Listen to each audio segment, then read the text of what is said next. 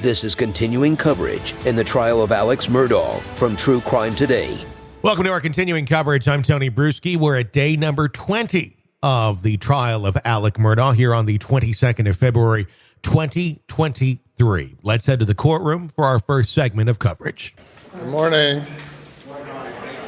Ready for the jury? No, Your Honor.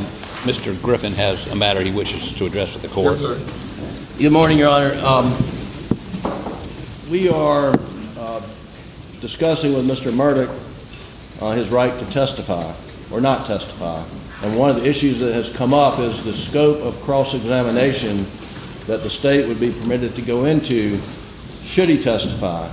And the basic rule is when the defendant takes a stand, he waives his Fifth Amendment privilege as to matters to which he testifies on direct and relevant matters subject to cross-examination. Your Honor has let in, over our objection, evidence under 404B of financial misconduct, and what we're asking is for an order excluding the state from being able to question Mr. Murdaugh on cross-examination matters related to the financial crimes that's been put before the court under Rule 404B if we don't testify about those on direct examination.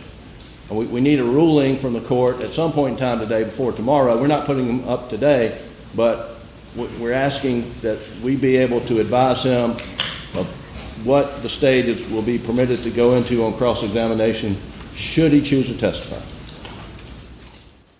In order for us to adequately advise him and for him to adequately waive his right and his Fifth Amendment privilege and testify or not. And that's what we're asking. Would you like for me to review with him at this time his right to testify or not testify?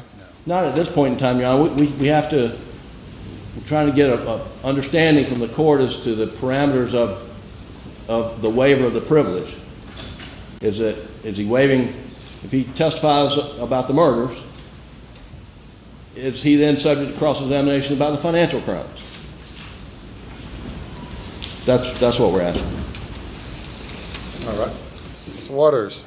Thank you, Your Honor. May it please the court. First of all, obviously the general rule is that cross is generally wide open, and that goes for a defendant who testifies. Your Honor, Rule 611B on the scope of cross-examination expressly says that a witness may be cross-examined on any matter relevant to any issue in the case. And of course, Your Honor has ruled through 404 and 403 the financial matters independently relevant. But the rule goes on to further say, including credibility. So even if that had not happened, these matters which go right to the heart of the credibility and frankly the extensive dishonesty of this defendant would be relevant if he took the stand anyway, regardless of the 404. So independently under that rule of the credibility aspect, it would be admissible under Rule 611B. But again, Your Honor has ruled these matters as relevant in the case, and so they're clearly within the scope of cross. Your Honor, citing State v. Gilbert and Gleaton, 273 SC 690, they said right there, as I think the defense recognized, when the accused takes the stand on his own behalf, he waives his privilege against compulsory self-incrimination and must answer all proper questions.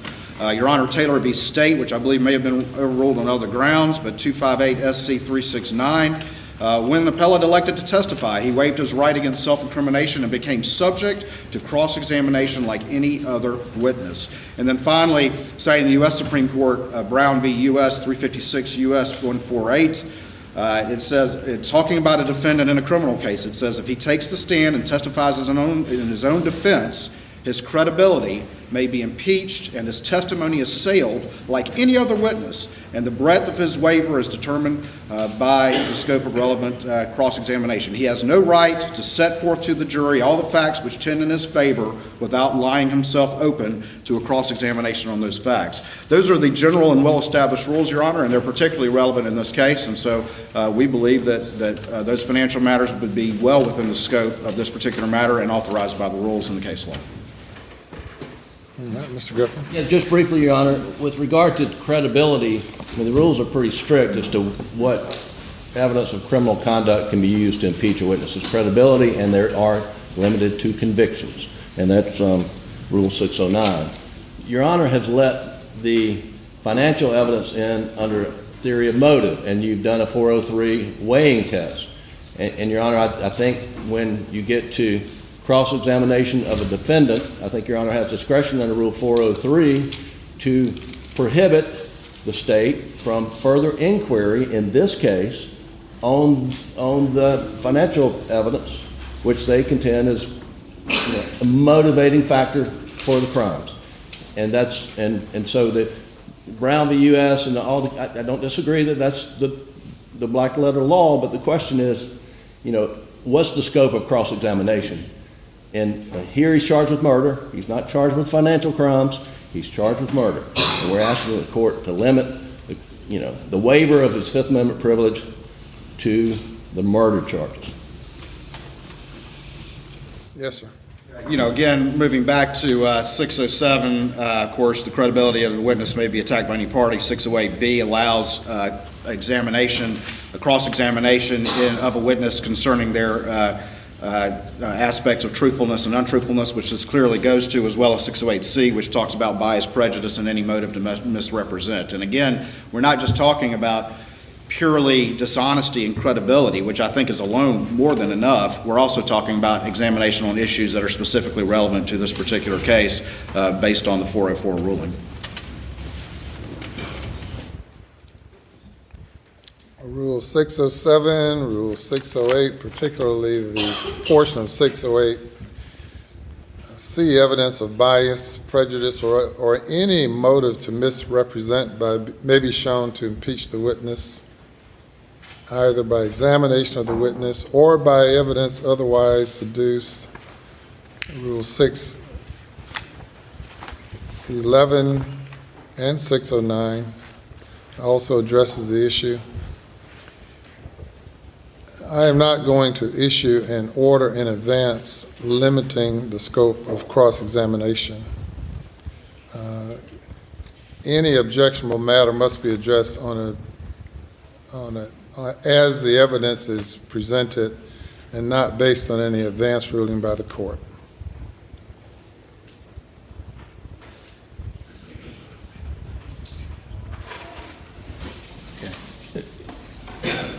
Your Honor, the request for the ruling is not an evidentiary ruling. It's the scope of his privilege. And so would he be permitted to assert the Fifth, for example, if they're permitted to ask questions such as they intend to on cross? And that's... I can't give you any advisory opinions about the evidence and the scope of cross-examination, the scope of his privilege. I'm willing to review with him the scope of his privilege against self-incrimination, if that's what you're referring to. We will certainly need to have that colloquy at some point at the end of the day, perhaps. But for the court to issue some blanket order limiting the scope of cross-examination, that's unheard of to me. Again, Your Honor, I'm not. The question is the scope of the waiver of his privilege when he gets on that witness stand. That's what we're asking for, not an evidentiary ruling. Well, Mr. Waters has some cases there that I assume he'd like for me to look at, and if you do, I'd be happy to look at what you have as well. Thank you, Your Honor. Anything else? Nothing from the state, Your Honor. Nothing from the defense, Your Honor. Let's bring the jury. Jury is present, sir. Thank you. Good morning. Good morning. Madam Forelady, how's the jury doing? Doing great. Well, that's great news. Well, we're now in day number 22, the defense's case. You may call your next witness. Thank you, Your Honor. Defense calls Mark Ball.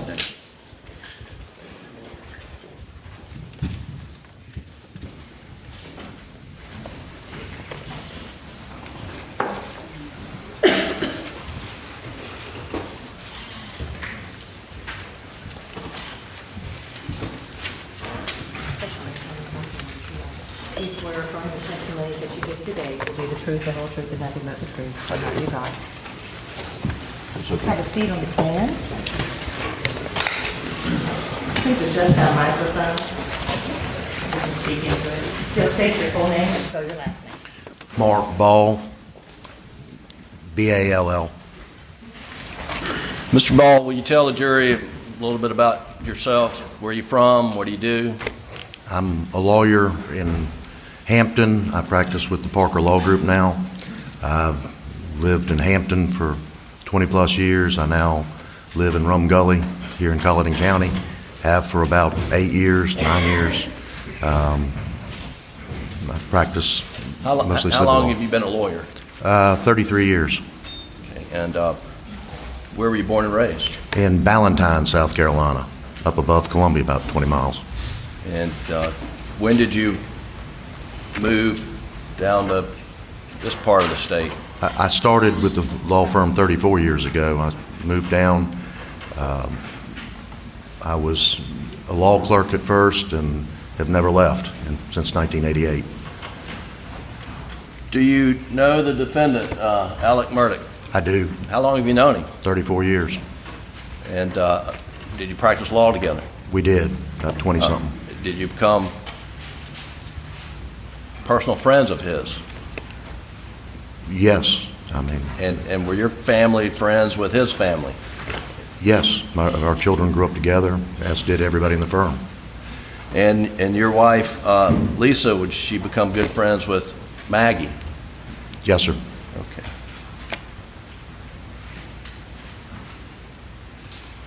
On the, do you remember the evening of June the 7th, I do very well. 2021? Yes, sir. How did you learn about the tragic murders of Maggie and Paul? It was about 10:30, and one of my partners, Ronnie Crosby, tried to call my phone, and before I could get to it, he called my wife's phone, and he said, give me, hand mark the phone, and he said Maggie and Paul had been shot and get over there.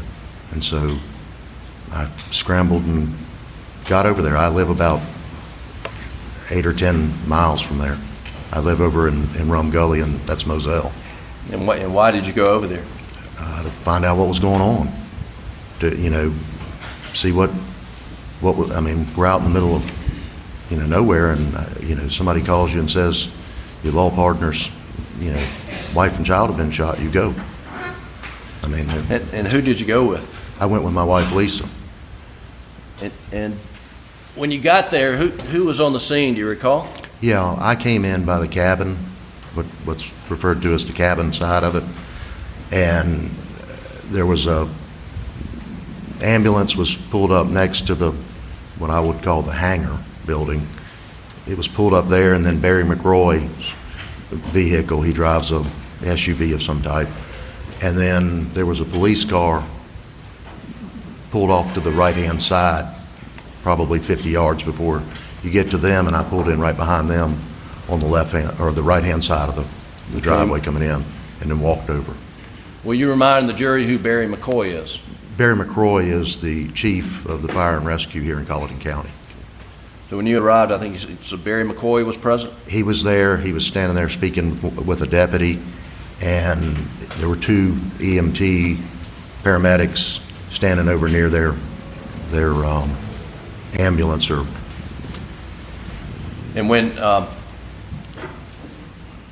when you pulled into the lower driveway by the cabin, had any roadblocks or barriers been put up to stop cars from coming in there? None. I got there about 10:50, 10:52, something like that. Did you have a conversation with any law enforcement officers about the need to block the entrance? I did eventually. I was talking to Barry about, I had found out just before I got there, somebody had called me, and they work with sort of the maintenance side of fire and rescue, and they had come across the radio that there were 2 dead. So I suspected that Paul and Maggie had passed away. So when I got there, I was talking to Barry and asking him some questions. I could see Randy kind of through the alleyway between the dog kennel and the sort of wing shed that comes off of the hangar. And then Buddy Hill, the sheriff, came over, and then I spoke with him. And did you talk about the need to block the entrance into the Moselle property off Moselle Road? We did just briefly. He said, I need to get this blocked off. And I think he took a phone call or something. And I walked back to tell my wife what was going on. And I saw another deputy coming in, so I walked out to the head of the road there, and I said, I think the sheriff wants this blocked off. And then I walked back to where Barry McRoy was. And then... Did that entrance get blocked off? No. What happened? People just kept piling in. I mean, it was just more and more people kept showing up. Roughly how many cars do you think piled in? I don't know, because shortly thereafter I walked around to the other side, but there were a good many. When I walked back over there an hour and a half later, there were a good many cars over there. And when you say you walked around the other side, I don't think we need a diagram, but just tell the jury what you're talking about. Well, there's a dog pen. From where I was standing, the dog pen would be to the left. The aircraft hangar with two wing sheds coming off of it would be directly in front of me. There's a skinning shed that would be to the far right, and then directly across from the hangar shed, probably 50 or 60, 75 yards, would be another storage shed, equipment shed. And so I walked down almost to where the skinning shed was, and then back around in front of the far shed, the equipment shed.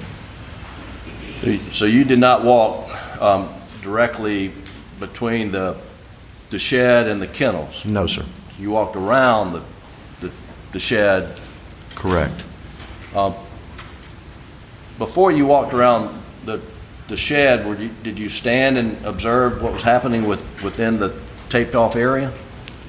I did. I mean, people were walking between the dog pen, and the law enforcement and responders had walked between the two areas, the wing shed and the dog kennel, and I could see where Paul was, but he was covered up. Barry had covered him up. And what was the weather? It was misty. It wasn't really raining, but it was one of those kind of foggy days or nights that it's more than just a fog. You get wet. And eventually it got where it would drizzle off and on, and later on it didn't rain hard, but it was intermittently sprinkle in that kind of floating heavy fog. Did you make any observations about water coming off the roof of the kennel? I did later on when I got around to that side. Okay, and what observations did you make? Eventually the water was running off. That dog kennel is built with a small cantilever on the front of it, and then a longer part off the back, and water was dripping off of the front of the shed where Paul was. Was water landing on Paul? It was. And could you see where the water would then accumulate after it landed on Paul? It would drain off. There's a cement apron right there in the front of that feed room, and there was water there. There was water in the gravel to some degree. The grass was wet. I mean, it wasn't raining so hard that you couldn't just stand there without an umbrella, but it was drizzling enough that you were getting wet. And the fact that you observed water dripping off the roof onto Paul's body, did that concern you? It did. It did. Why? Well, one, I didn't think that, it's a crime scene. You don't want just water dripping all over the place, but more importantly, I thought it was pretty disrespectful. I mean, Paul was a good young man, and quite frankly, it just pissed me off. I understand. Did you have a conversation with anyone about trying to prevent that? I don't think I did about that aspect of it, but I just thought that they should have put a tarp or something. I I mean, just out of respect. Right. They eventually did with Maggie put up what I would call a tailgating tent, very similar to the media tents that are out front, those little lightweight, and they put that over Maggie. Right. To my knowledge, they never did over Paul, at least while I was there. When you walked around the shed to get on the other side, who was on the other side? Well, I could see through the alleyway between the dog kennels and that wing shed coming off of, if you were standing in front of the aircraft hangar, it'd be the right-hand side where Maggie was. I could see Randy over there and Alec. Alec much more infrequently, but Randy was on the phone walking and I could see him. And I think he and I got there about the same time. He had come through the main gate. When you got up, what did you get up to greet Alec? I did. When I walked around, Alec met me about halfway where that equipment shed is. Alec came, as soon as he saw me coming up through there, he met me about halfway in front of that shed and just went to pieces. He's Alec's 6'4", 6'5", whatever he is, and I'm 5'9". He pretty well smothers you when he hugs you. And What was his demeanor? He was devastated. I mean, he was crying. He was, I mean, just beside himself. And I told him we'd get through it. And he, go ahead. Yeah, eventually did SLED arrived on the scene? He did, but while Alec was Oh, I'm sorry, go ahead. kind of, I'm trying to console him and patting him on the back, and, he said, look at what they did to them. I mean, just right off the bat. So during that initial encounter with Alec, he referred to they, look what they did, is that correct? Yeah, they, which I didn't really think about at the time until I was taking my wife home. I just thought it was an odd comment. The SLED arrived sometime later? They did. Do you remember about how long after your initial arrival SLED got on the scene? I think they came kind of in, because I'm sure they were coming from various locations, but they were there probably within an hour and a half of me being there. And by the time SLED arrived, were there other members from your law firm and family members out on the property where you were standing? There were. By the time SLED got there, pretty much all the lawyers in the firm, with the exception of maybe 2 or 3, one of them had small children, and one got forgotten, and pretty much everybody that was a lawyer was there. And family members. All of Alec's family was there.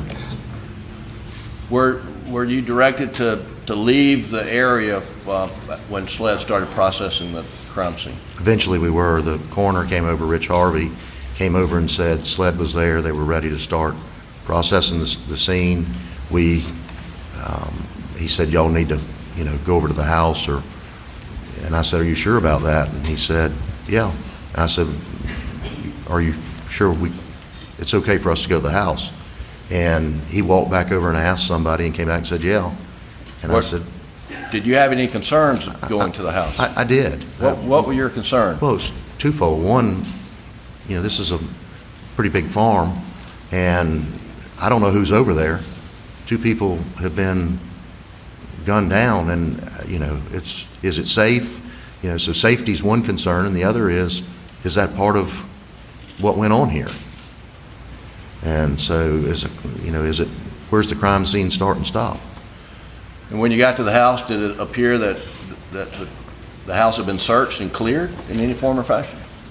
I didn't see any signs of that, but I'm not a criminologist, I'm not a prosecutor, I'm not a defense lawyer, but it looked like just a regular house. Okay. But before you go to the house, did you have any conversations with law enforcement about your knowledge of Paul receiving threats?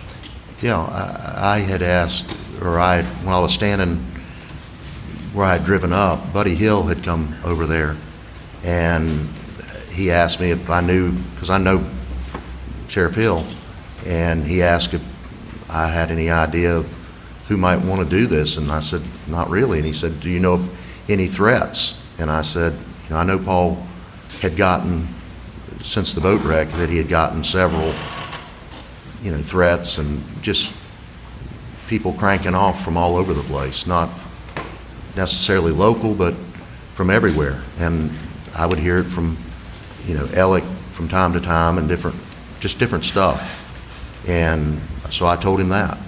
Did, when you had that conversation with Sheriff Hill, had you spoken to Alec? I had not at that point. I hadn't gotten over to him. When you had that conversation with Sheriff Hill, had you listened to the 911 call? No, sir. That thought of threats, was that an independent thought of yours? Well, it was response to a question. Right. From Sheriff Hill. And your thought process was about the boating accident? Well, that was the only threat that I knew of that Paul had ever encountered. Right. When, do you remember who went to the house when you went into the Moselle residence? Yeah. Who was with you? Well, I mean, I probably can't name them all. I'll probably leave somebody off, but it was myself, Ronnie Crosby, Lee Cope, Austin Crosby, Neil, Alger, Randy Murdaugh, Alec. Had Buster gotten there yet? Buster had gotten there, I believe, but I'm not sure. He and Brooklyn, I remember when they came up, but I can't tell you whether it was over before we left over there. It seems to me that they drove up at the house, but I can't tell you for certain. And then there was Corey Fleming and Chris Wilson showed up, Lynn, John Marvin, just a host of people. Greg Alexander, chief of police in the embassy, who's a friend of theirs, showed up. There were a lot of people in the house. A lot of people. What did you observe of the condition of the house? When we came in the door, we obviously went to the den, and we're standing around. The den and the kitchen in that house are connected, and there were pots on the stove, so Lee Cope and myself and I think Austin got the pots. I think I set something in the sink, and they stuck some in the refrigerator. But when you entered the house, it looked like there was food out that had been prepared for dinner? There was food on the stove, yeah. Okay. I don't recall seeing any plates, but somebody else could have picked them up. I wouldn't. But were folks cleaning up? Sure. And what time of day was this? It was probably 1:30 or 2 in the morning.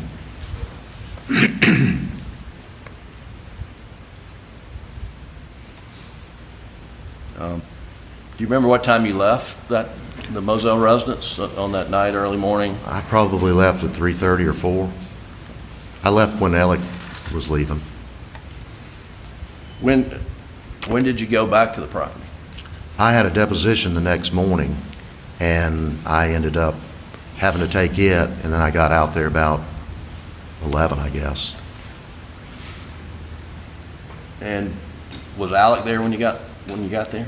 I went over to the dog pen over that way. I had gotten a call that morning about 8 o'clock from Randy, 8 or 8:15, and John had gone over there trying to clean up and just couldn't do it. I mean, emotionally, and Randy had asked me if I could see about finding somebody to come clean it up, or did I know anybody? And I called the coroner's office to find out if they had people that did that type of work or knew of people that did that type of work. And ultimately the coroner called me back and gave me the names of 2 companies, and okay. I gave those to Lee, and he started trying to run them down. Okay. I inadvertently skipped over something on my outline. When you were at the house before you left, so you left about 3:30 in the morning or so, were you there when SLED agents came up and took custody of Alex's clothes that he was wearing? I was. They knocked on the door. Somebody answered the door. For for some reason, I got up and walked over there, and they said they needed his clothes and to, I think, swab his hands.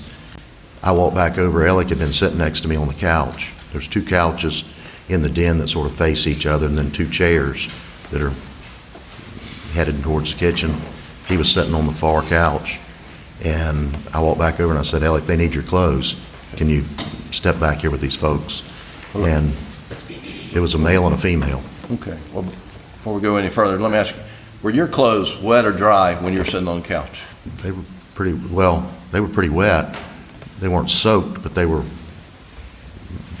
uncomfortably damp. And do you recall whether Alex's clothes were damp as well? I would assume they are. I didn't reach over And did you see how the clothes were, I guess, collected? Were they put on a hanger, wrapped up carefully, or what happened? The male went into what Alex's bedroom, at least I'm assuming that's Alex's bedroom, and he came back out, and then I saw Alec just kind of, the female agent or officer was holding the bag, and Alec dropped him in. Okay. There was one bag, multiple bags? I thought it was one, but I couldn't tell you whether it was 1 or 2 or 3. All right. Went down, now I'm jumping back to where we were on the morning of June the 8th. After you got out of your deposition, did you go to the property? I did. And you went down to the kennels? I did. I drove over there. Had the crime scene been released? It had been released, and because I asked Randy that morning, and he said, yeah, they've released it when John was down there. And what'd you do? Well, I just wandered around. There was a sled agent there. I think at some point Duffy Stone and Sean, his deputy, Thornton, was there, and I think one of their investigators, they were over inside the hangar, and there was a sled agent. At least I'm presuming he was a sled agent, and I don't know who he was. It wasn't any of the ones that were working the case that I came to find out that were working the case later on that I can remember. And I looked around at different things. Did you look in the feed room? I did. What did you see in the feed room? Well, by that time, I think Ronnie had either come up or was over there. Ronnie Crosby. Your law partner. And I think Lee Cope was there as well, but I'm not sure about that. I'm pretty sure. And I was looking in the feed room, and you could see, obviously there was still a pretty raw scene. And there were there still remains of Paul in the feed room that had not been collected? At first, I didn't see it. I saw shot, on the floor, steel shot on the floor, number 2. Steel shot, you mean pellets from a... Yeah, like bird shot, except it was number 2, steel. Okay, and you saw that in the feed room? It was all over everything. It was on the floor, it was on the shelves, it was various places. Okay. And then I got to looking around, and there was you could see where a piece of buckshot had gone through, and you could see where it had knocked out, or shot through twice where the window was, or is. 2 had gone through that. There was some plastic crates or something, and you could see where one of the shot had gone through and had embedded in the window frame right there, the molding. And then there was a piece of buckshot laying on the ledge of the windowsill. What did you do when you observed the shots? I walked back out and asked what I thought was the agent. And what was the agent? He said, we've got all we need. And so I walked back over there and looked around, and then looking around around the floor and all that, there was a piece of Paul's skull about the size of a baseball laying there. Did that upset you? It did, very much. I mean, it just really infuriated me. And I don't know who I was supposed to be mad at, but it just infuriated me that this young man had been murdered, and there was still his remains there.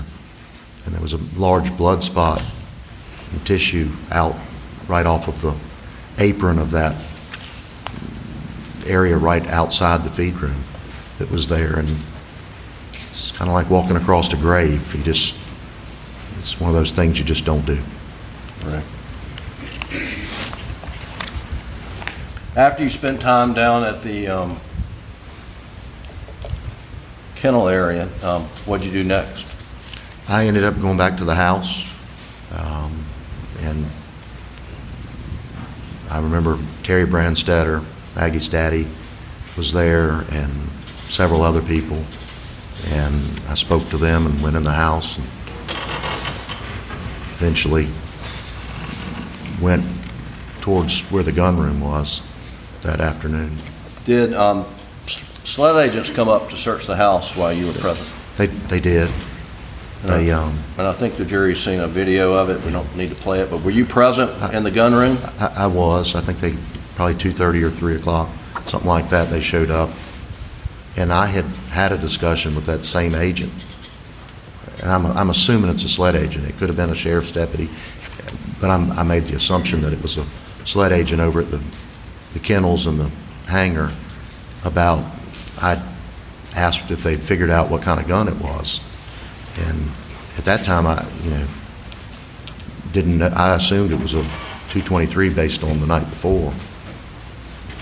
Barry McRoy had said that he thought it was some type of assault rifle, and I just immediately kind of went there, and that agent had said that it was a three something, and I said a 300 blackout, and he said yeah, and I said, well, there's one over there in the gun rack, and he said no, there's not, and apparently SLED had been there sometime that morning or whatever. He said they already checked, there's not one over there, and I said yes there is, and so later on when they got there, there was one there. So, you located it for SLED? Yeah. The night, early morning hours, 2 or 3 o'clock before you left, had you seen the gun room? I had. Were there guns on the pool table and whatnot? I walked in there, the door was shut, I think the door was shut between it and the sort of a transition hall. You go through there, and then there was a bathroom, and then where the freezers were, and then it exits out onto the porch. And then straight ahead would be, I guess in the original house plans, would have been a garage, but it was kind of a den game room that Alec had turned into a recreation/gun room, and a large room. And I walked in there, and there were 3 shotguns on the table, pool table. Right. And some other stuff, some shells and stuff. And when you went back the next day, the 8th, daylight hours, early afternoon, it looked like things had been put up. they had been put up. There were no guns on the table. There were no shells, no nothing there. And so I asked what happened to that. And I was told that the maid had put them up. And so I went and asked her. Was it Blanca? And yeah, I went to Blanca, and she said, yeah, I was told to clean up the room. And so I put them up and put them in the rack. Okay. And did you point out to the SLED agents the guns that were on the table that you thought you'd seen the night before? I didn't point out the guns. I told them that there had been guns there.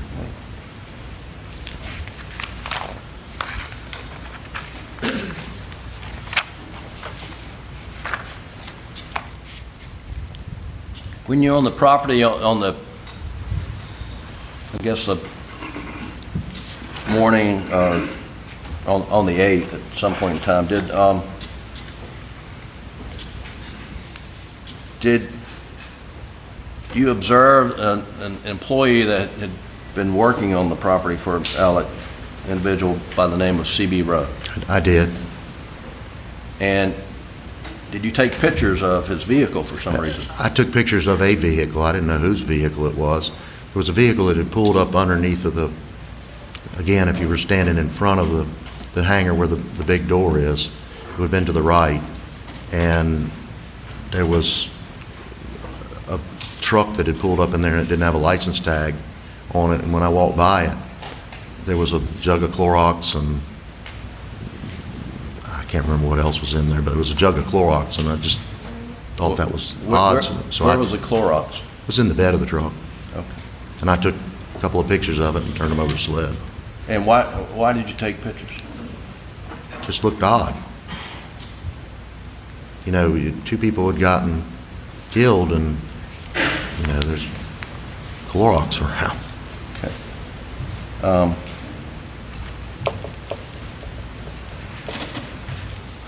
There's been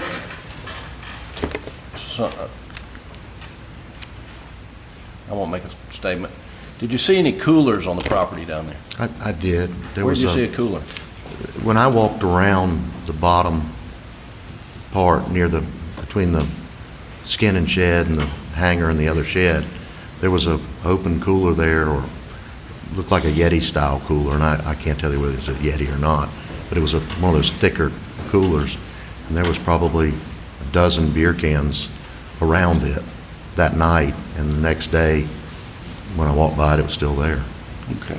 I just thought it, with all the people and the hoopla that had gone on, that it didn't look very good. Okay. Did you, I mean, was that the only thing that stood out about the cooler, the beer cans around? The beer cans, yeah.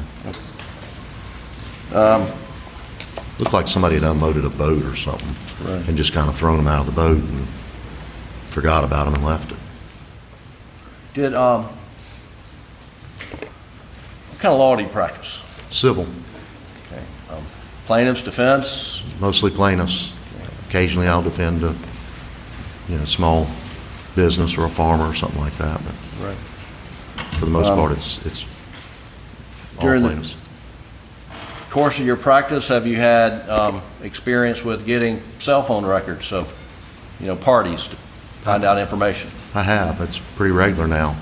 I mean, just about every defense lawyer asks and every plaintiff's lawyer asks, because so many people are texting and talking on the phone when they rear end somebody or crash into somebody or whatever, and you want to know if you ask them, were you on the phone, and they say no, and it shows up on the bill, then they probably were on the phone. And as, part of your, I guess, concern about Maggie and Paul and Alec, did you pull his cell phone records? Well, I was asked to pull them, and yeah, we provided them to both SLED and to your office, I believe, Right. for Alex cell phone records. And if you're trying to get information from an opposing party or something about cell phone records, are the records more reliable than the actual handheld phone device? Objection, Your Honor. In your experience? 401, 402. Did you hear the objection? I So as a lawyer, then you don't respond until the court rules. Response to the objection. There's been testimony about deleted call logs, Your Honor, and this addresses that issue. Anything further? Objection's overruled. I don't know that aspect of it. That's a technical. I get the records because they're more accessible than getting a download and going through the. There are cases that you may want to get a download, but the run-of-the-mill cases with truck wrecks and stuff, the records of the cell phone call records tend to answer the question that I'm asking. You've known Alec for 30-plus years? Yes, sir. You recognize his voice? Yes, sir. And I think at one point in time, were you asked to identify his voice on a video of down at the kennel? Yes, sir. And did you do so? Yes, sir. And you determined it was Alec's voice? Alec, and Maggie, and Paul. And you told that to SLED? Yes, sir. Have you listened to a tape that's been played in this courtroom about whether Alex said, I did him so bad or they did him so bad? Objection. 401, 402, and beyond the scope of this witness's knowledge. Objection overruled. I was sent a snippet and asked the question what it was, and Hang on, I'm not getting your response. So let's, Your Honor, we'd like to play the snippet from State's Exhibit 153 for this witness. Your witness. Thank you, Your Honor. And Your Honor, I would object. I believe that this witness was not present for this conversation, and again, would object under 401 and 402 in relevance to his commentary on that particular exhibit. Objection is overruled. And sitting here talking today is tough. It's just so bad. It's so bad.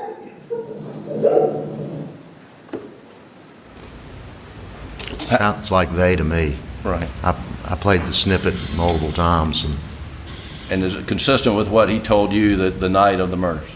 it is.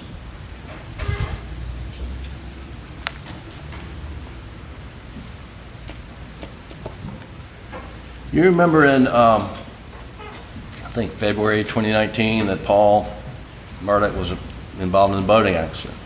I do. And you're aware that he was criminally charged? I am. And then Alec, and I believe Buster, were civilly sued. Yes, sir. And did you work on the case formally? Not formally, no. I was about to get in after the murders, along with several other partners. Did leading up to the murders, did you have conversations with Alec about civil case and the criminal case? I did about the civil case to begin with, and then when the charges came out, I talked with he and Randolph. What was Alex, or if you know, what he expressed to you his priority between the two matters was? Well, obviously the criminal matter was much more pressing for him. And in your conversations with him, did you gain an understanding of his concern about the civil case? Yeah, somewhat. But it, how concerning was the civil case? well, I mean, obviously, anytime you get sued, you've got to be concerned about it. And, you know, it was the whole boating accident as a whole was very negative towards him, towards Paul, and the entire family, or his entire family. And so, you know, it was obviously it wasn't a nothing, but at the same time, I read the complaint, several partners in lawyers in my firm read the complaint, and at the time that he was sued, the causes of action against Alec were drafted probably to try to get as much insurance coverage as they could, which is what you do as a plaintiff's lawyer. You're looking for coverage. You don't want to make allegations that get you out of coverage, and it was very vanilla against him, and the allegations against Alec were that I sort of referred to him, and others did as well, as sort of bad parenting. You had an adult child that the allegation was that you allowed him to go out and drink, and when you're 18, you pretty much get to do what you want, and you've reached your majority. And so I thought it was very defensible as to those causes of action at that time, or that cause of action. Sure. And I think he did too, but I don't know what he thought. Right.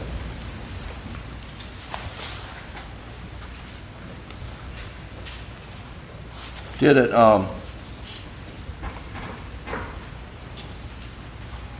some point in time, Alec, was he forced to resign from the firm? He was. September the 3rd. What day was it? September the 3rd.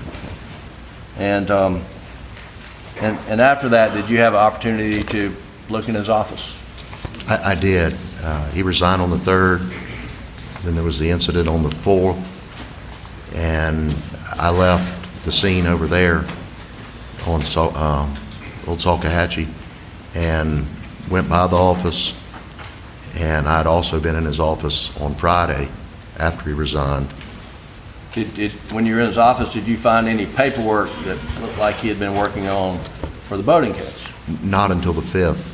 Okay, and what paperwork did you find on the 5th? The 5th, I went in and started really, because we have an obligation to those clients that he was representing, and I didn't want files just laying around. This was Labor Day weekend, all this hoopla and emotion of, you know, the murders, the issues with Alec leaving the firm, and then that Saturday.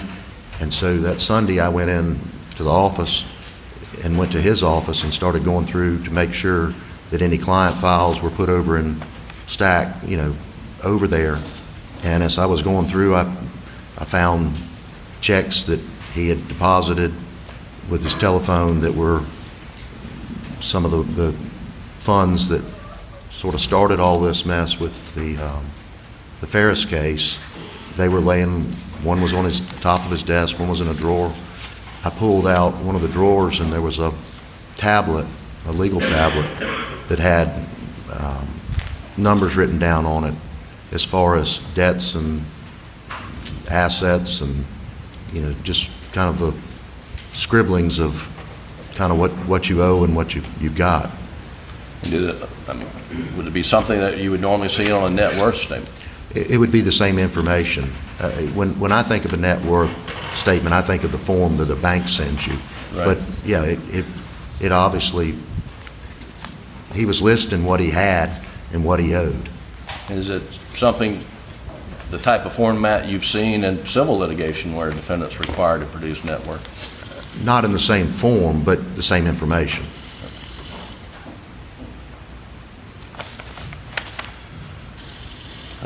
I skipped another topic. After Maggie and Paul's death, did you collect her jewelry? I did. I got a call on the Wednesday, I believe, after the murders on Monday from the coroner. His wife and my wife had worked as surgical nurses at Hampton Hospital together, and then my wife ended up being the supervisor over that area. And so I knew them very well, and I'd known Rich for 30 years.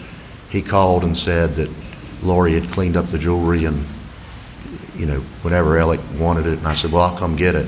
And so I met him, Ronnie Crosby, and I came over to his office and picked it up, signed for it, and I carried it back to the house. And within the jewelry, do you remember the wedding ring and wedding bands and other jewelry? There were rings, I can't tell you. There was the thing that sticks out to me was she had a diamond bracelet on, and it was in pieces. And he said he tried to find all the pieces, but there was still some missing. Okay. But I wasn't paying attention so much to, it just didn't feel right looking and snooping around in somebody else's stuff. Knowing Alec for 30 years, do you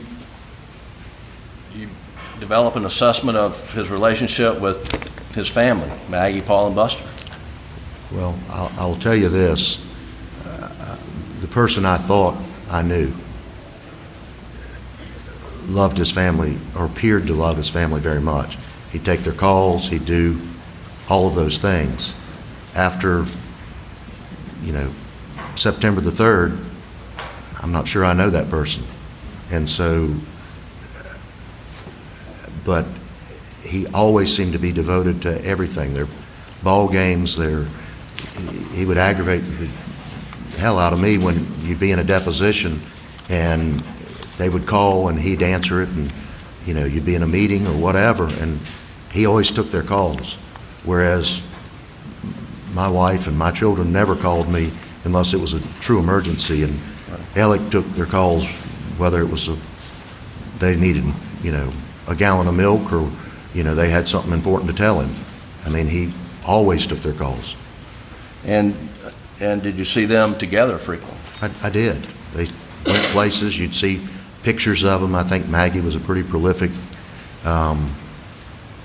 Facebook, text, whatever. I'm not on any social media, but my daughter or my wife would show me pictures of where they had been, or ball games, different things like that.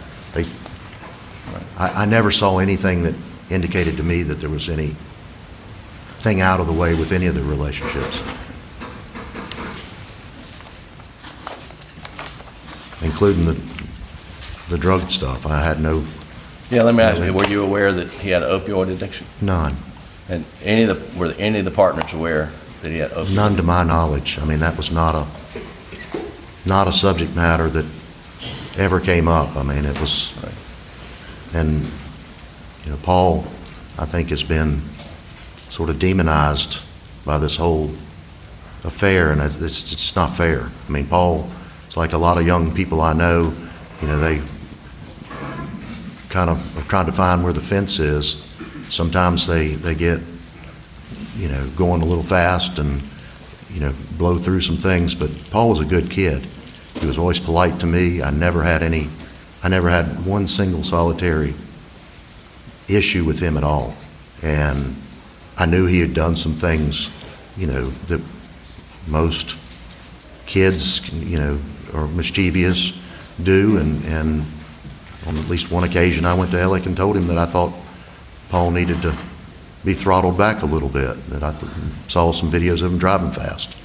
And I don't know what Alec did, but that was, our firm was very much of a family. I mean, if you were a member of our firm, and it didn't matter whether you were a lawyer or one of our folks. I mean, our staff is family as well, and if they have a problem, we all have a problem.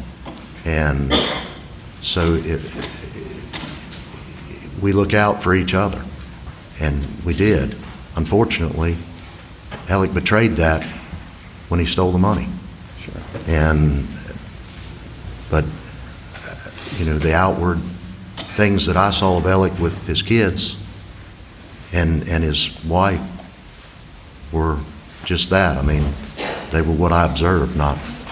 Nobody knows what goes on behind closed doors, but Sure. they seemed to enjoy each other's company.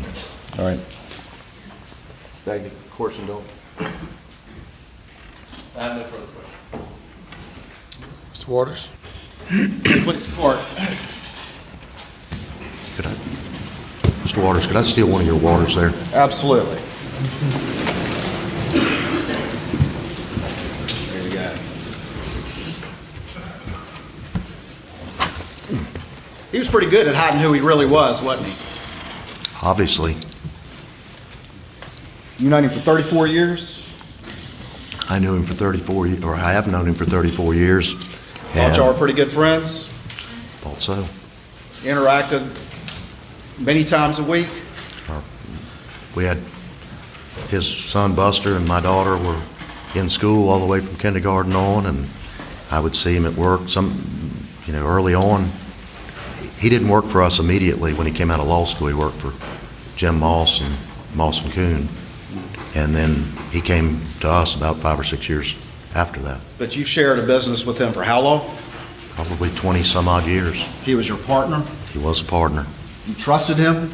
You have to, and I did. And outwardly, to your appearance, he was a good lawyer, he was a partner to you, he was someone you could trust and rely on, wasn't he? I'm sorry, I didn't hear the first part. Outwardly, from what you observed, Yes, sir. he was a good partner, he was a good lawyer, he was someone in part of your business, somebody that you could trust and rely on. Is that true? Yes, he was. And outwardly, you thought that he had a good relationship with his family? Is that correct? That is correct. But you have just testified that you didn't really know this man, did you? Obviously, I did not. I mean, had we known the things he was doing, we wouldn't have been law partners. You were asked about the kennel video, Yes, sir. and you've had a chance to review that kennel video. A couple of times. And you and I have talked quite a few times, is that correct? We have. I didn't see the kennel video until probably a month or two ago.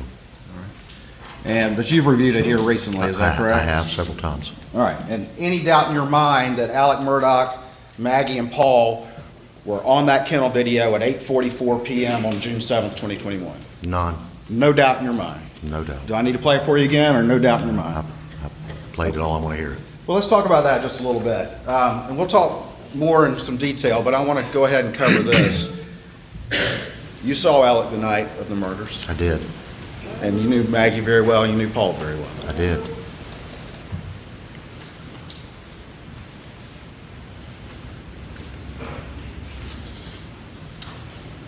And you went to the scene where Alec was, is that right? I did.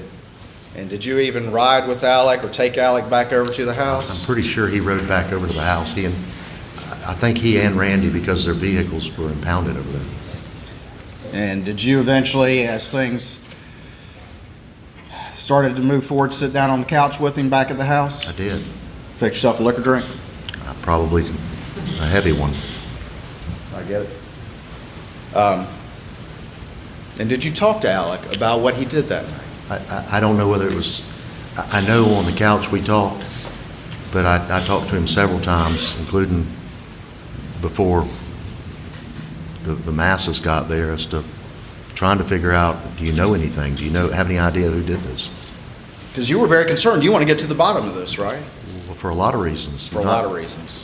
For the family, for what happened to Maggie and Paul, for the law firm, for all the people involved? All of it. I mean, it's safety of, if it was something to do with him and the law practice, we didn't want somebody to show back up at the front door and harm our folks. We didn't want them to harm any of the other lawyers' families. If it was some person that was deranged, we just didn't know. I mean, this isn't an ordinary occurrence in your practice of law.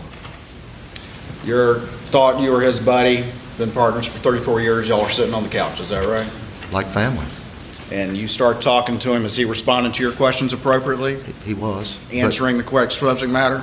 He was. He was very upset, obviously. Sure, I mean, but he was answering your questions, he wasn't unable to make sentences and he that was. sort of. Yeah. And did you talk to him about what he did that night? Yeah. And did he deny ever going down to those kennels to his buddy and law partner of 34 years? He said that he ate dinner, laid down on the couch, took a nap, and then left to check on him. And now you know that's not true from seeing the kennel video, right? I do. And that wasn't the only time he told you that, is it? No, at least 3 times. At least 3 times. And this would be over the subsequent days? Yes, sir. Subsequent conversations that you had with him? Yes, sir. And he was always clear that he never went down to those kennels after they ate dinner? It was the same version of it, but it wasn't always just me. Okay, and we'll talk about that. Who else was present at some of those conversations? Well, I mean, there were other law partners, and I can't tell you exactly who all was there, but I mean, I know on that Thursday following this, I heard him say it then. Okay, and there were other law partners there? Yes. Were their family there? I don't know whether they were in the room at the time or not. I just know there were law partners there. Was Jim Griffin there? I can't speak as to what, he was present on the property, but I don't know whether he was there. And did Alec tell the same version of events, that he never went down to those kennels? Yeah, he did, but I don't know whether Mr. Griffin was there. We were there before Mr. Griffin was there.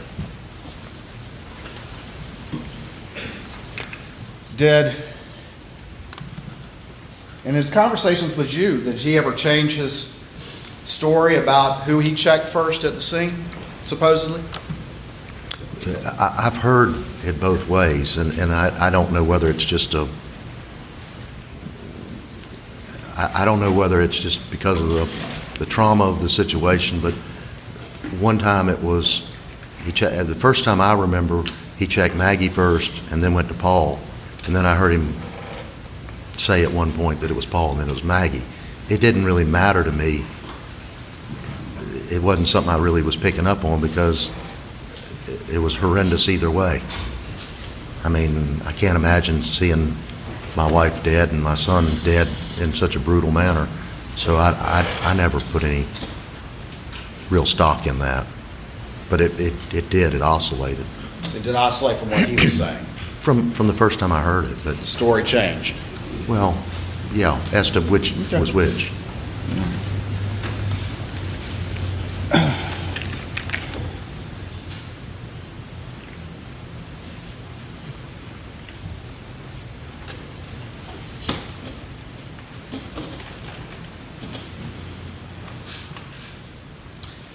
Over the days following this event, this law firm, as you said, was like a family, right? It was. You thought you were very close to this men, just like you feel close to your other law partners and their families and the staff and everybody else. It wasn't just the lawyers that felt that way. It was, I mean, The paralegals. The funeral, the paralegals were there. The law firm shut down. They were also on, we had to go on a heightened alert. I contacted SLED about what we should be doing, because there was a statement that came out about there was no, they didn't know of any danger to the public, and we're left with trying to make sure that the 60 or 75 people that work with us are all safe and they go home to their families. And SLED responded. I called the lieutenant over here, and he called me back that evening, and was very helpful as far as trying to tell us. He said, I don't know of any specific threats, but here's some precautions, and I think what y'all are doing is the right thing. And they were helpful. But there was still that undertow of, who did this, and are they going to, and it just, people were just on edge all the time. And you're not a criminal lawyer or prosecutor, I think you said. I'm not. But still a lawyer. And so you and your partners, including his brother Randy, were very focused on trying to figure out what happened here. What is wrong here, correct? What happened on June 7th, 2021, right? Very focused on that, were you not? We were. I mean, it was taking a lot of time off. But he was not, was he? You've said that before, have you not? I have said that, but I don't know, Mr. Waters, how I would respond if I'd lost, and I've told you the same thing. I don't know how you're supposed to react when you lose your wife and your child in such a brutal manner. But no, to answer your question, I didn't see him on the phone like I was trying to call clients and did you hear anything? Did you see anything? Those kinds of things. So, I mean, the answer is no, I didn't see him doing that. I wasn't around him all the time, but no, I did not. And you've already testified that you and other law partners and family and staff were very concerned about potential threats because of what happened on June 7th. Is that right? Very concerned. And you thought it odd, though, that he was not concerned about any threats even to Buster, correct? Well, I wouldn't put it that way. The night that this happened, I asked Alec where Buster was, and he said, we've gotten a hold of him, Brooklyn's bringing him. And I said, are you sure he's all right? And he said, yeah, he's riding with Brooklyn. And I said, you think he needs any protection or something along those lines? I don't know that it was exactly those words. And he said, they'll be here in a little while, he'll be fine. But he was so addled, I didn't hang anything on anything Alec was saying. But after that, in the days that followed, you continued to interact with him. He never asked for any protection or expressed any concern about protection for Buster, did he? And not to me, he did not. Not to you. And, the only thing I can tell you is that 4th of July, he came to Ronnie Crosby's house, and he had a pistol in his bag, which was, to me, was unusual. And of course, in classic Alec, Buster, and Paul style, he ended up leaving the bag there when they left.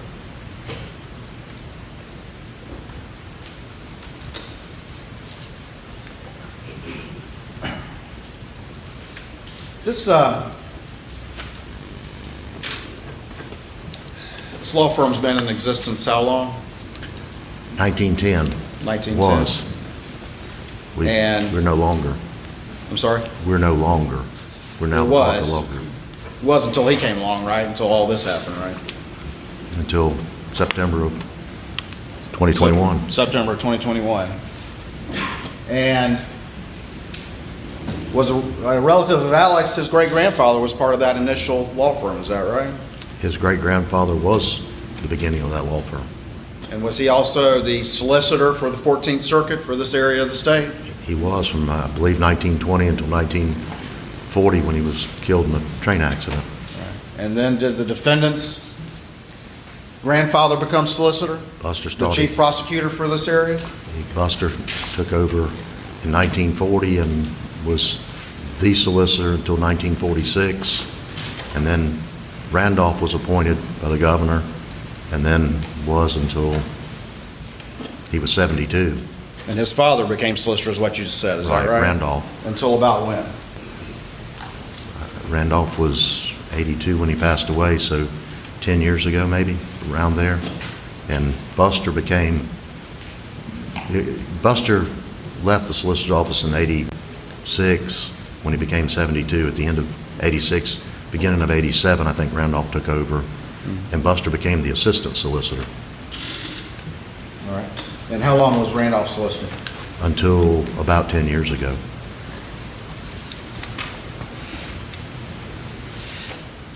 And was still an assistant when he passed, I believe. Do what? I believe he was still an assistant solicitor. Mr. Randolph was? He was. And so was the defendant, too, wasn't he? He was, in some form or fashion. He had a badge. Did you ever see a badge that he had? I did. Where did he keep that badge that you saw? Usually it was on the corner of his dashboard. Driving around with it in front of his dashboard? A lot of times, yeah. This family is very, very powerful, were they not? Very influential in this community?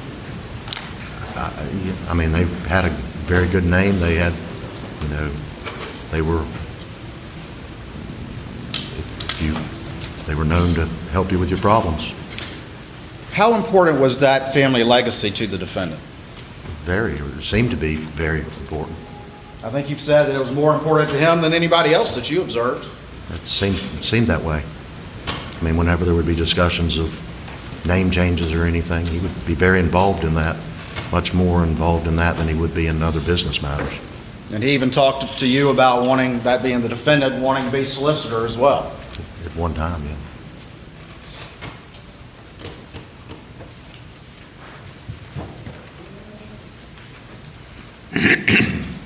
You talked a little bit about the scene. And there were, when you arrived, there were other law partners there as well, is that right? Not when I arrived. Randy was there. Randy was there, other law partners showed up? They showed up over the next hour and a half or so. Okay. From Jasper County, from Beaufort, from all over. And there were a lot of powerful attorneys at that scene as it was being processed, including the defendant, is that right? Well, obviously Alec was there and the rest of us, and then I don't know of any other lawyers at the scene other than us being our firm members. And was law enforcement always polite and respectful during this entire process? Absolutely. And when they came to the house that day, the video where the Jeff Croft came in and searched for those guns, were they polite and respectful? They were very polite. Did they have a long conversation because they knew family was in the house about trying to do this as delicately as they can without upsetting everybody and doing some big search and running everybody out of the house and all that stuff? Katie, and I apologize, I can't remember her last name. She offered to take off all of her identification, her gun and all of that, and we told her that wasn't necessary. Chair move. Okay, I can. Speak a little louder. Okay, sure. That's usually Scoot not a up a problem. little bit, it might help, so you don't have to lean forward. Yeah, I mean, Katie offered to really, be very behind the scenes, so to speak, and everybody, I've not had, the vast majority of them have been extremely polite and very, very responsive to anything that we ask. Because of all the family there and the tragedy that happened, they were very delicate and respectful of that when they came to the house that day, is that correct? In looking back, they probably were too much. But they were. They were very.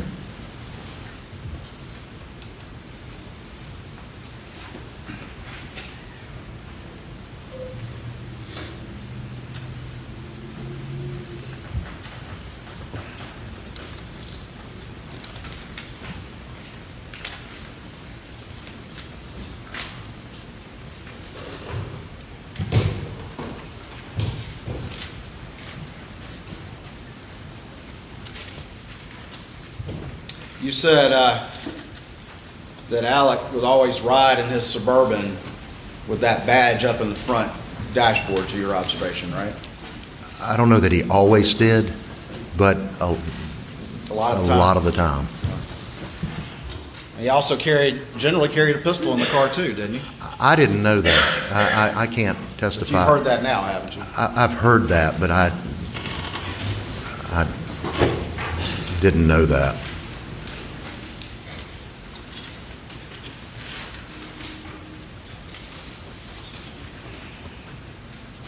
What was Alec like with the cell phone? He was on it all the time, wasn't he? He was on the cell phone all the time.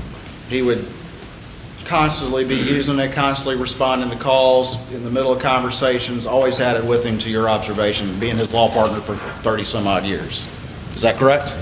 He was an obnoxious user of the cell phone.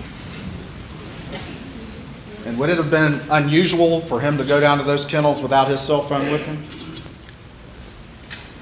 I mean, You've said that, haven't you? I don't know whether I've said it or not said it, but I would think it would be unusual for Alec to go anywhere without his phone.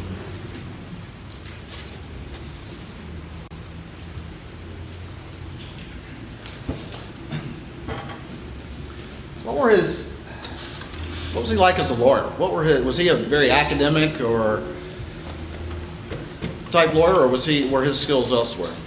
Well, I mean, Alec was a very good lawyer. I mean, he got good results for his clients. He got, he could look at a set of facts and really do well with them, figuring out where to go with the issues, where to push and where to not push and pull. And he was very good tactically. I wouldn't say that I'm a great academic lawyer. I think I'm pretty good at figuring out where the seams are to figure out the solution. And I think Alec was much more like I am in that respect as far as looking at facts and talking with people. Alec never met anybody that he couldn't talk to. He could talk to a fence post. Talk to a fence post. I think you've said that people were his trade. They were. And he understood the emotion of the cases very well, did he not? He did. And he could be very convincing with people, as you've come to find out from all that you've uncovered. Is that correct? Absolutely. He convinced us since 2006. Effortlessly and easily lied to you for years, and you didn't know it. Didn't know it. Correct? Didn't know it and didn't catch it. In fact,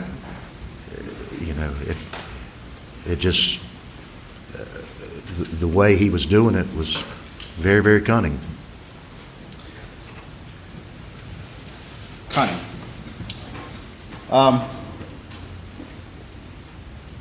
Remind the jury who Jeannie's second juror is. It's been a long trial, but remind them who she is. She is our in-house accountant, CFO. She's the money person, but she goes beyond that. She did management stuff. She would be the person that at one time she was kind of managing the non-lawyer staff, but she could still rein in the lawyers as well. And in the wake of all this financial stuff that came up on September 4th, she was one of the ones tasked with going through and figuring out the extent of what he had done. Is that correct? She and I worked a lot. And you worked on that as well. Is that correct? Correct. One of the things that has come up, and there was this issue that happened back in 2017 where we had, at the beginning of the year, the law firm depletes all the money, and then you have to start off the year. Well, money's coming in, and you may not have enough to cover your bills in January and February. So we do a loan, and generally the partners, ones that wanted to participate, would put money in, and then they'd get paid back as soon as we got on a cash positive in the new year. And there was an issue in 2017 where Alec was paid. He didn't put the money in, but the check was written to him by mistake. And I've gone back and looked at it and made sure, but his name and Randy's name appeared at one over the other, and it was just a fat finger or just a missed thing with the mouse. And the check was generated to Alec. And then there was a second check generated, one in March, one in April. The one check was negotiated in May, I think. The other check stayed on his desk and was negotiated the next October. Well, what that did was that threw out and this is in our operating account, it wasn't client money. So it threw our operating account out of balance. And when we started looking at it, then we realized that he wasn't the one that was supposed to have gotten paid. We had basically a powwow. Our president, Danny Henderson, went to him, talked to him about it, and Alec swore that it was just a mistake, and he paid back the money with interest because Randy had been out of his money. It was Paid it back with stolen money, correct? well, I didn't know that, but I mean, he paid it back, and I think there had been testimony that somehow that got swept under the rug. It did not get swept under the rug at all. It was investigated, but everything seemed to make sense because the check was written to him. He cashed a check that was written to him, and well, I might know whether or not I had an extra $123,000 or whatever it was, or 21.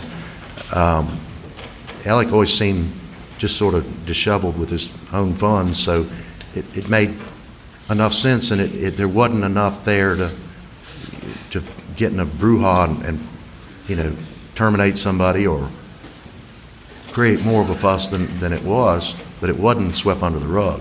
Everything seemed to fall into place at the time. Now, obviously, had we known any of the other stuff at the time that we found out in September, then it would have been a different story. But bottom line is, it got discovered. Oops, it was a big mistake, he says. He pays it back, and people move on, right? And that was in 2018. That was in 2018. And we're talking about the check written that was supposed to go to his brother that went to him instead. Right. And he was never one to loan money for those operating expenses generally, is that right? I think he had loaned once or twice, but Once or not, twice. it wasn't regular. Right, and not around this time period, correct? I didn't go back and look at that part of it. It was $125,000 roughly, something like that? 121, 125. All right. I was more concerned about how it happened to begin with. Randy's initials are RM, and Alec's initials in our system are RAM. So that was...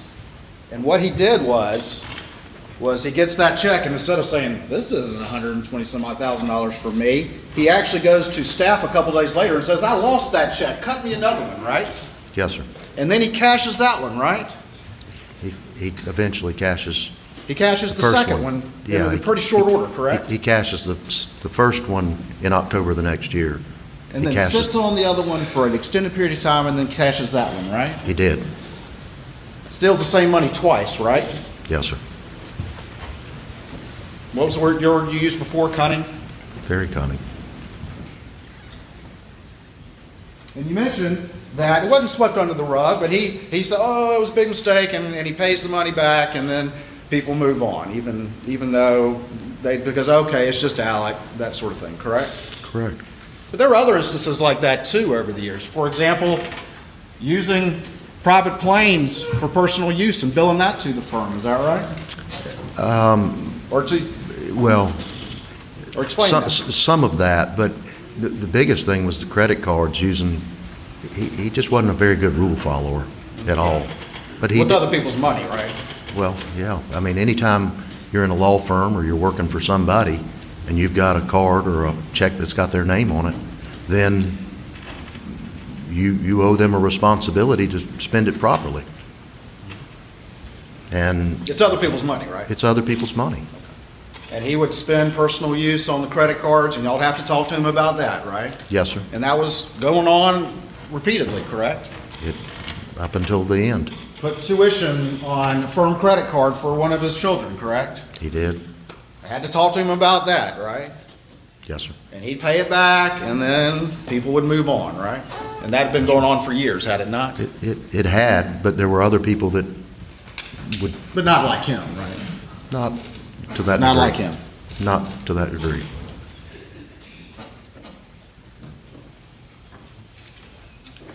Now, you talked a little bit about the boat case, but back in May of 2021, Jeannie came to you and told you about what Annette had discovered about them receiving the expense check in the Ferris case, but not the fee check, right?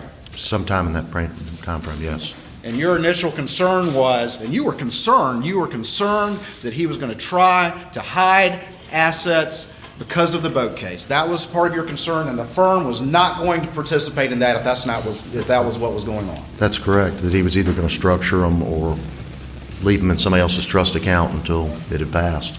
I mean, we weren't going to fudge our books for that benefit. And you were aware that in the boat case, they were seeking a personal recovery against Alec, correct? Yes, sir. And that caused you concern because this firm was not going to participate in helping him hide assets because of this boat case, correct? That was your concern. He or anybody else. Or anybody else.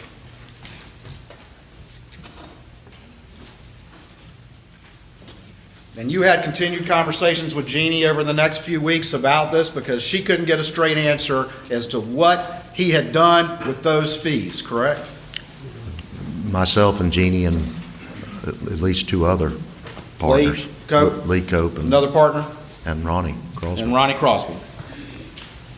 And couldn't get a straight answer, could you? Well, we weren't getting a straight answer, so we continued, but we didn't want to make it a big deal if it wasn't a big deal, but because we didn't have the information, we couldn't make a decision. And then on June 7th, 2021, Jeannie went in there to demand that straight answer, correct? Yes, sir. I didn't know that until June the 8th. But you knew it was coming to a head, didn't you? Yeah. I mean, Jeannie's tenacious. I mean, she's going to get to the answer. She's not going to let go until, and it wouldn't just be this. It would be anything. But unlike the other times, Alec didn't have the money to pay it back and make it all go away, did he, this time? I didn't know that. But you know that now, don't you? Well, yeah, obviously. The whole world does.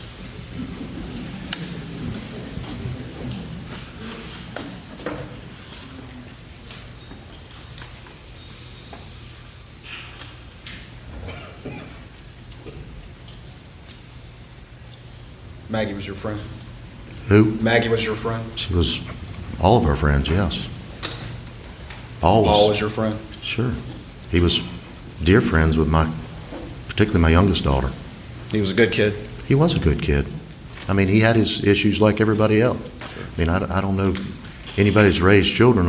If they say they're perfect, then they need to write a book. But, I mean, I don't think any of us want to be judged by what we did when we were 18 or 19, do we? I don't want to be judged with what I did, or I really don't want to be judged with how I raised my children. But, those are individual decisions. But, Paul was a good kid. He was always polite. I could have picked up the phone and called Paul and said, "Hey, I need some help over here on my farm." That kid would have come in a heartbeat. He was just a good kid. Now, did he do some devilish things? Absolutely. I hear about him, and occasionally, if I saw him, I'd say something to him about it. But he was a good kid. I mean, great outdoorsman. He grew a garden. I mean, Randolph, who they called handsome, I mean, he'd do anything in the world. And after the boat wreck, the two of them were almost glued together. And I mean, it's just a total waste of a kid that had never found his potential yet, but would have, I'm quite confident. And after this tragedy happened to the family that was this law firm, everybody was focused solely on that, coming to support one another and coming to support Alex Murdaugh. Is that right? Absolutely. And the last thing on anyone's mind at that time was those dadgum Ferris fees when this happened. Isn't that right? And you've said that. We actually, at least myself and one or two others, said, well, we'll have to put that on hold. I mean, it was it wasn't just we're not going to, subconsciously, but we consciously said we're going a man just lost his wife and child. There's no way we're going to be cruel. We'll get back to it later. And we did. Got back to it later. A couple months later, right?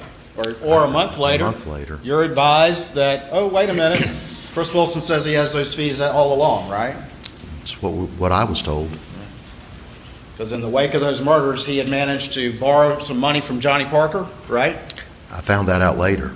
And he had managed to have Palmetto State Bank through Russell Lafitte give him $350,000 in undocumented funds, correct? I found that out later as well. Just like after he'd been before, terminated.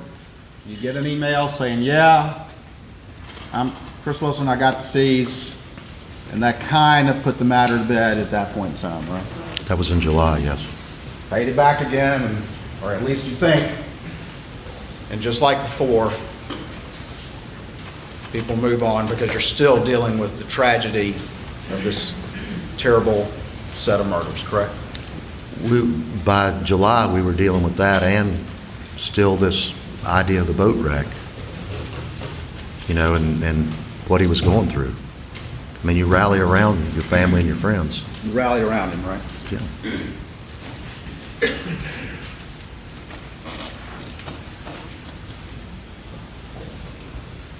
And that's not to any way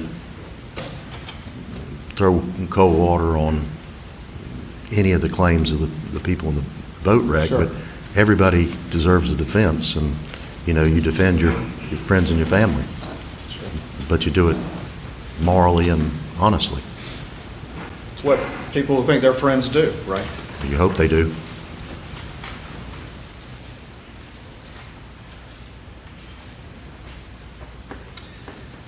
September 3rd, or thereabouts, Annette finds this Chris Wilson check in Alex's office, right? September the 2nd, I believe. September 2nd, thank you. Yeah. States 313. I'll show it to you. I can't see that far. Sorry.